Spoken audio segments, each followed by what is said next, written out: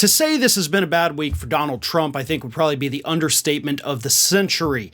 This has been a horrific week for Donald Trump that, as the days tick on, actually just keeps getting worse. But the big thing that happened this week, among a half dozen different revelations, is the fact that the DOJ sent Donald Trump a letter letting him know officially for the first time, you in fact are the target of the criminal investigation. Now, you may think that, okay, that's not that big of a deal. It's just the DOJ saying, we're coming after you. We already know they're coming after him, right? He already knows he's the subject of the criminal investigation, so why does this letter matter? Because the letter is more than just an FYI, we're looking at you type letter.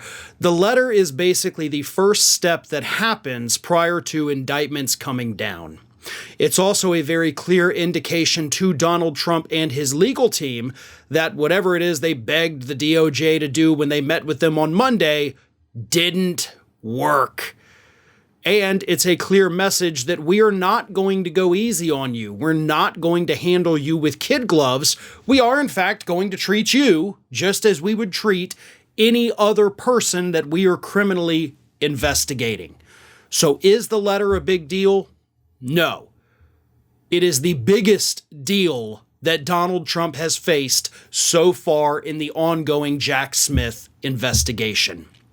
Now, here's the fun part, right? We also learned this week that Jack Smith had a second grand jury impaneled down in Miami. That is something that most of us did not know. In fact, unless you were a part of either grand jury, you probably didn't know that it was taking place. And the reason for that is because Jack Smith has actually made sure to do everything by the book by keeping a grand jury in Florida in case some of the charges he wants to hit Donald Trump with aren't federal charges, but are instead state charges. Now, that is a pretty bold indication that no matter where this thing lands, there will be criminal indictments against Donald Trump.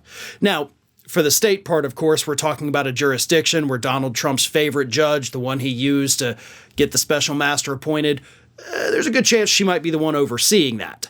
Of course, there are the obvious ethical problems that she refused to recuse herself, and, she should be facing impeachment calls, but unfortunately she's not. However, there's also, even if she does it by the book and says, yes, we're going to convict you, there's still the near certainty that Ron DeSantis, as governor of Florida, would end up pardoning Donald Trump for any criminal convictions he may get. Even criminal charges, by the way. He could go ahead and pardon him for it, and then boom, we don't get a trial.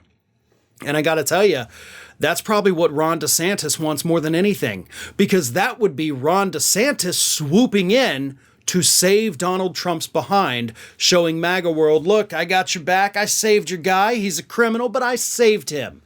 So it makes Trump look bad, makes DeSantis look like the hero, so I'm willing to bet that DeSantis is hoping that Jack Smith brings some state charges.